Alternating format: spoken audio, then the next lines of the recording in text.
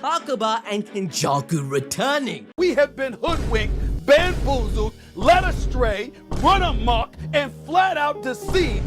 This panel alone could save Jujutsu Kaisen's ending by providing us enough copium to believe in part 2. We all had a hard time accepting Kenny's death. It left a bad taste in our mouths. This man lived for over 1,000 years to see his dream come into fruition. He had meticulously planned the merger, made binding vows with elite level sorcerers, planned to eliminate Gojo, captured Tengen, and used the King of Curses Sukuna for his own plan. But then, he died like a dog? But so many possible things are happening here. Inhale some more copium right now, I'm telling ya.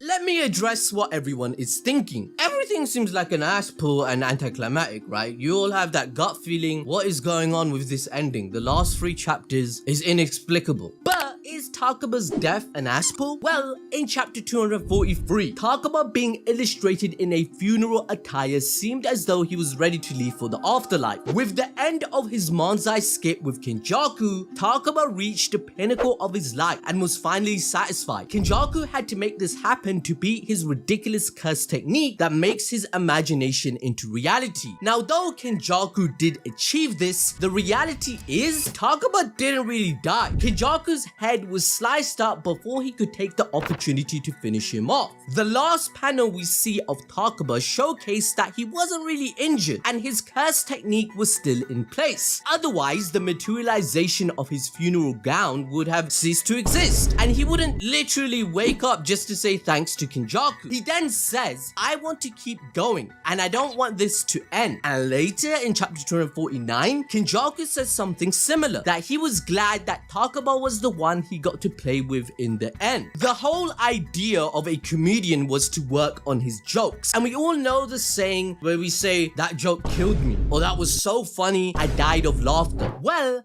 Takaba finally fulfilling his dream manzai was part of the joke where he pretends to be dead. Also, his whole backstory was about finding a partner that understands his sense of humor. No one believed in him and thought he was a loser. Yet, Kenjaku was correcting Takaba's jokes in the fight to make them even better, explaining why they don't land on the audience and why his jokes don't make sense. Therefore, Kenjaku is the only person able to make Takaba's dream career actually occur, right?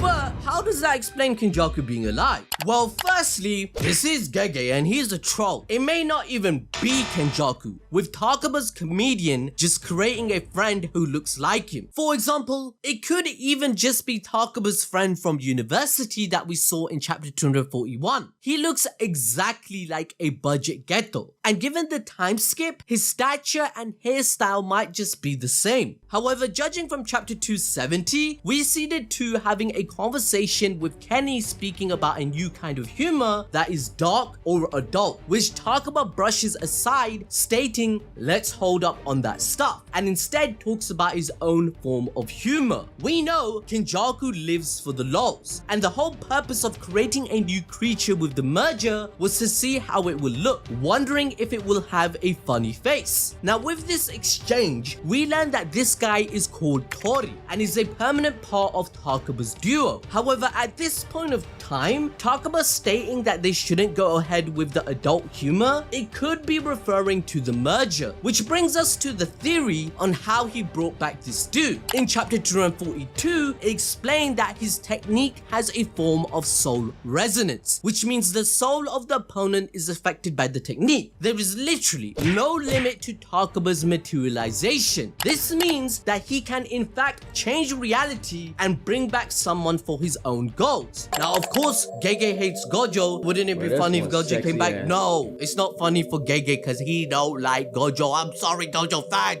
I'm sorry. What can I do? He don't like Gojo. He don't like writing about Gojo. He don't like Gojo's powers. He don't like that Gojo's popular. He don't even like drawing Gojo, man. We do a little trolling. It's called we do a little trolling. Now, the new person could just be a figment of his imagination based on Kenjaku's character character creating an entirely new person. We know Takaba interacted with Kenny's curse energy and must have been able to puff him into reality. The second possibility is complete copium, and it's that Kenjaku revived on his own, using his technique. Now let's not forget, he is the one who brought back the ancient sorcerers using cursed objects. Whilst he didn't use this on himself, he could have had other contingencies in place if he did die, such as doing a permanent binding vow never to use brain hopping ever again, giving up his immortality to revive himself one last time. But now, as you can see, Gege further illustrates that the cycle of curses and sorcerers is forever going. Higuruma, who condemned himself after murdering everyone with his curse technique, is forgiven by the new Jujutsu Kaisen higher-ups, but to make amends, he is sentenced to a lifetime job as a sorcerer. The whole plot that was raised by Yuki to Geto is still unanswered, which questioned how to remove curses altogether. Geto concluded that if all humans were wiped out, leaving only curse users who could control their energy, then curses wouldn't exist. Yuki alternatively suggested that if curse energy was removed, then it wouldn't leak out to make curses in the first place. Both answers were correct, but nothing was done in the end. Gege will have to come back to this question so his story can have a real conclusion. However, the ship of bombs that never fulfilled their potential is sailing. Yay! You guys are sitting at home with no bitches and body pillows. Get a hold of yourself, people.